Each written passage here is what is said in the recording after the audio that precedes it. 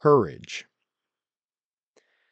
The earpiece crackled to life in both their ears. A steady female voice came over the air stating, "Units stand by for shots fired. At least one victim down." Both men subtly nodded as they silently, mentally prepared for whatever was to come. They'd been partners for years, and there wasn't much they hadn't been through together. That said, if they were both honest with each other, it didn't make these moments less scary. Their heart rates and breathing increased as the female voice came back over the air, providing an address for the incident. Immediately, the code 3 lights of the old, yet faithful, all-black Ford Crown Victoria were activated. Their bodies were sucked back into the seats as the V8 motor roared. They blew through red light after red light, thoughts ripping through their mind. How many victims? Were they still alive? Could they save them? Where was the shooter? Who was the reporting party? Once again, their earpieces crackled with a female voice. The reporting party is a female family member to the victim. She is still on scene and is advising the shooter retreated further into the residence, still armed. They drifted the final turn onto the residential cul-de-sac, first on scene. The partner in the passenger seat stated, "Officer 101 on scene. Go 1033." The female voice crackled back over the air quietly, repeating, "Dispatch copies. Officer on scene. All units. 1033." The tone rippled over the air, letting all officers know a critical incident was in progress. That tone activated the adrenaline now coursing through their veins. Stopping short of the house, standard law enforcement tactics, both men exited the vehicle in a motion that felt natural as breathing. Firearms exiting their holsters before both boots had even contacted the pavement. In a microsecond, they scanned the numerics on the nearby houses to ensure they were at the correct location. Their eyes and ears tuned in like a radar, begging to see or hear a driving force, something to give them an idea of what they were walking into. The front door of the residence, 2 houses up on the left, suddenly burst open, and a screeching female voice could be heard. Without a word, both men began moving towards the door with purpose, under stress, their mind reverting to their training. Their pistols rose just below eye level, tracking windows, doors, fences, scanning for any potential threat. Moving heel to toe, the officers conducted a quick visual scan of the female, whole body, hands, waistband. No visible weapons. She was, however, covered in blood. She began screaming at the officers, pointing towards the front door of the house. One of the officers calmly but firmly asked, "Are you hurt? Who is hurt? Where is the shooter?" A distraught female, while pointing at the house, screamed, "No! My friend inside!" The second officer keyed up on the radio.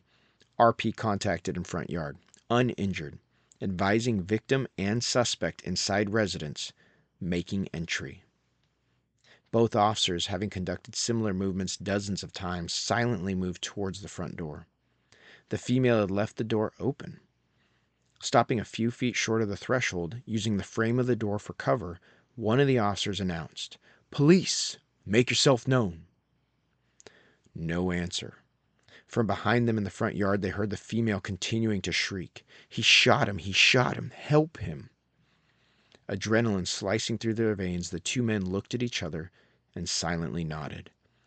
A near simultaneous entry followed as they conducted semi-button hooks through the doorway, pivoting slightly on their side of the doorframe, getting 2 pistols into the potential fight as quickly as possible. They both aggressed 3 steps into the hallway, scanning for threats. Nothing. A few more feet ahead stood the first interior door. It was open. Moving shoulder to shoulder, one officer trained the barrel of his pistol on the open door, his partner keeping his barrel pointed down on the unknown hallway. Moving like a well-rehearsed, choreographed dance, the 2 men moved, cutting slices of the visual pie, one step at a time, gathering more and more information on the other side of the doorway. The officer focusing on the door, calmly, almost emotionlessly, called out, "1 male down, GSW to head." Briefly pausing at the conclusion of the pie, the officer spoke again, stating, "Corner fed, making entry." The officer focusing on the hallway moved his pistol into a compressed low ready, ensuring the barrel never passed over his partner, turned, and squeezed his partner's shoulder. The silent gesture notified his partner he was with him and prepared to make entry. The first man through the door button-hooked, placing the barrel of his pistol into the unknown corner, scanning the room from outward to inward. The second man took the known corner, also scanning outward to in, meeting his partner's field of view in the middle of the room. There were no threats, though one male was in fact down, suffering from an obvious wound to the head. He was unresponsive. The first officer holstered his pistol and began immediate compressions. The second officer immediately moved to hold cover down the unknown hallway and began communicating. Officer 102, one GSW victim located in front room of residence. Unresponsive. Compressions starting. Suspect location unknown. Roll medical. Dispatch immediately responded. Copy. One victim located. Suspect unknown. Rolling medical. The second officer's ears ached from yearning for any sound of movement. He heard nothing but the heavy beating of his own heart in his ears. The radio crackled again. Officer 103 and 104 on scene. Completing a good link-up, the calls of "friendly, friendly, friendly" screamed from the front door. The officers already inside closed the communication loop by yelling out, "Friendly, come to me." The two responding officers poured into the room where a quick status report was shared. Looking down at the victim, it was becoming abundantly clear the compressions were not helping the victim. The second officer keyed up on the radio. Officer 102, ETA for medical. Dispatch responded. Medical advising they are staging down the street until the scene is secure. "Oh, come on," shouted one of the officers. "This guy's almost dead. If they don't get here quick, he's got no chance." The four-man team looked around at each other. They had conducted hundreds of entries together, but their sergeant was not present yet. The risk of a dynamic entry into a residence with a shooting suspect likely somewhere in the house was incredibly high. The risk of not conducting the dynamic entry was even higher and would guarantee the victim would not live. The longest tenured member of the team looked back down and quietly spoke. Dynamic. The other three softly repeated, dynamic, as they moved towards the hallway door. They stacked up at the door where the first officer had remained, pistol still pointing down the hallway. The officers in sequence squeezed the shoulder of the man in front of them, indicating they were ready. The fourth officer stated over the radio, "Clearing residence, stand by." A fresh dump of adrenaline tore through their veins as they each began cycling their breathing, forcing their heart rates to slow down. They all knew the next doorway could be their last, but knew to surrender to fear now would guarantee the man on the floor would not have at least a chance. With one last breath, they took the plunge. Time slowed around them. The man running point stepped into the hallway, ensuring to step across the hall, allowing for sufficient space for the second man in the stack to slide up shoulder to shoulder with him, bringing a second gun into any potential gunfight.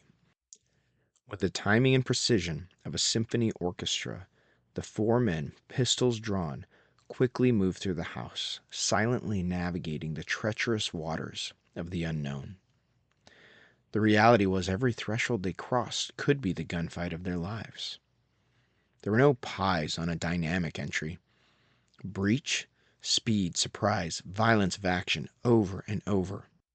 They tore through the house, expecting to deal death while fully aware the life of a young man depended on the speed of their delivery. In what felt like 20 minutes, but in reality was less than 30 seconds, the team had reached the final room on the second floor. No suspect.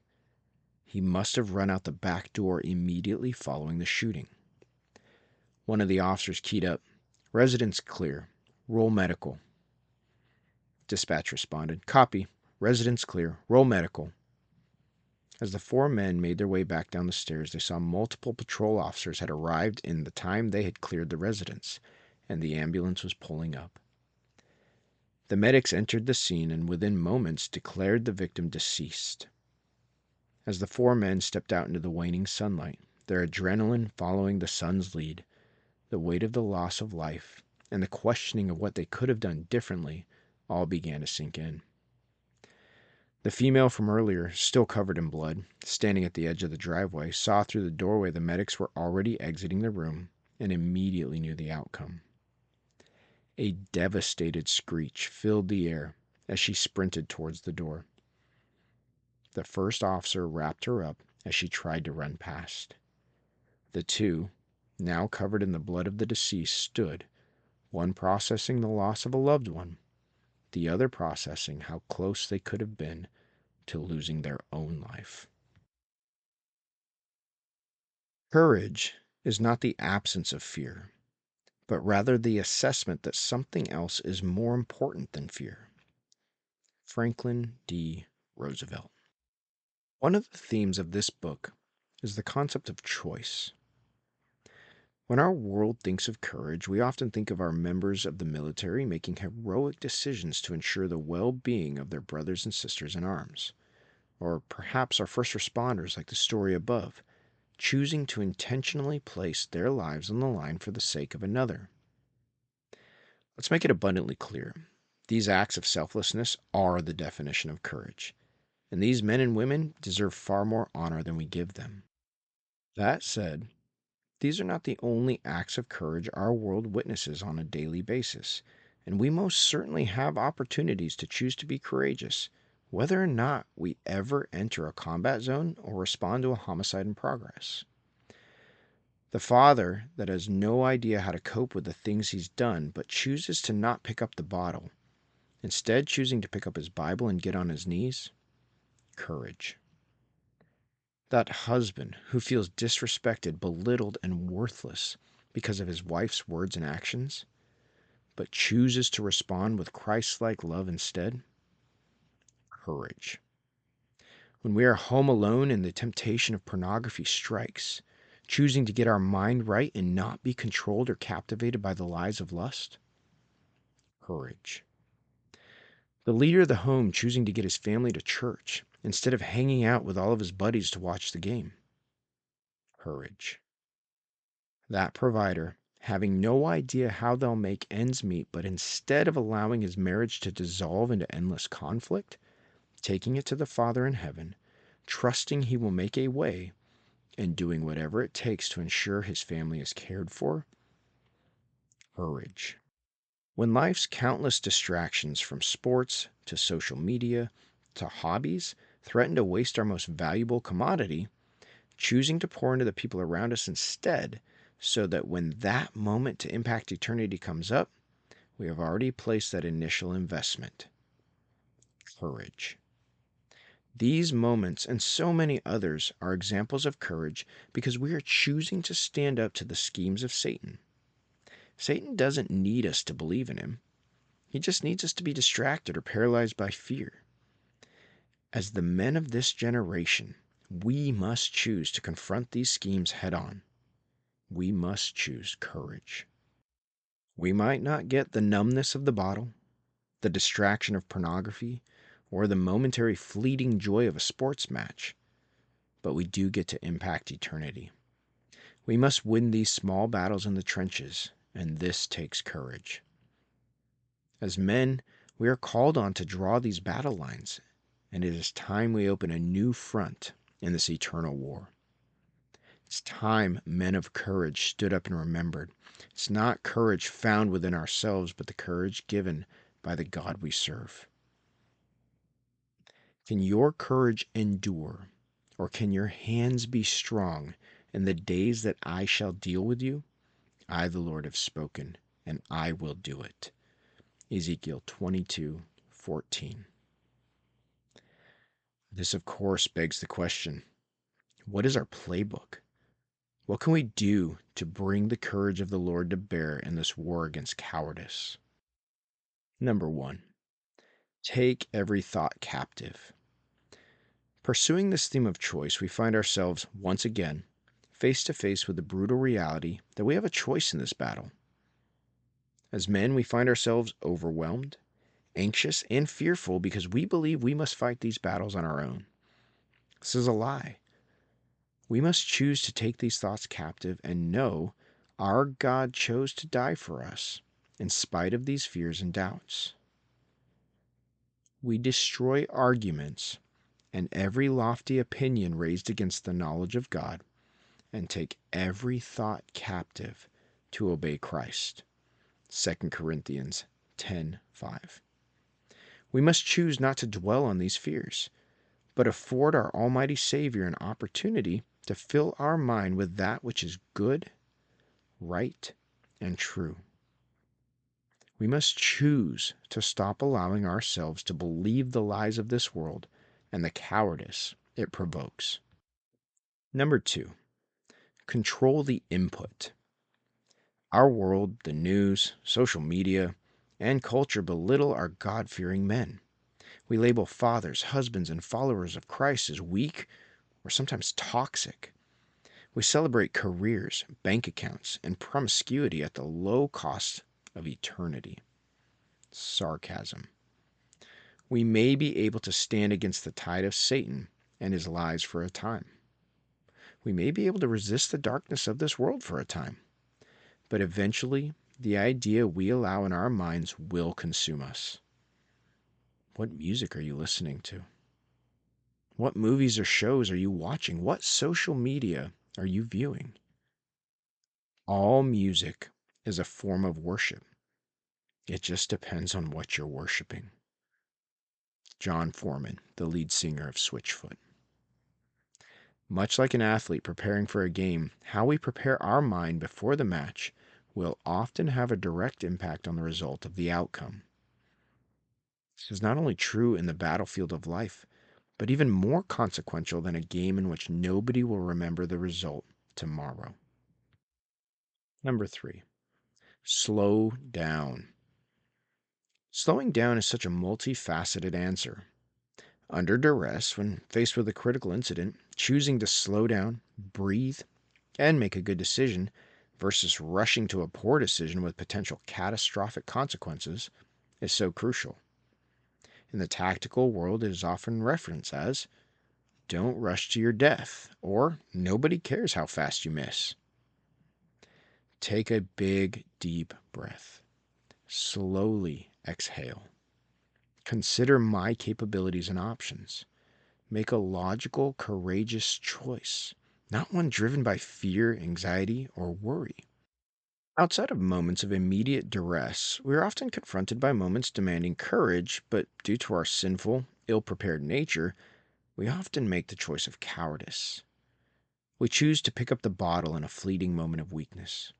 We choose to log on to that inappropriate website before considering the portal to the demonic we are tampering with. We choose to respond in anger to our wife or children instead of pausing to consider the courage it takes to make the cycle stop at us. Take every thought captive. Be courageous. If we truly desire to be where the buck stops, we must be men of courage.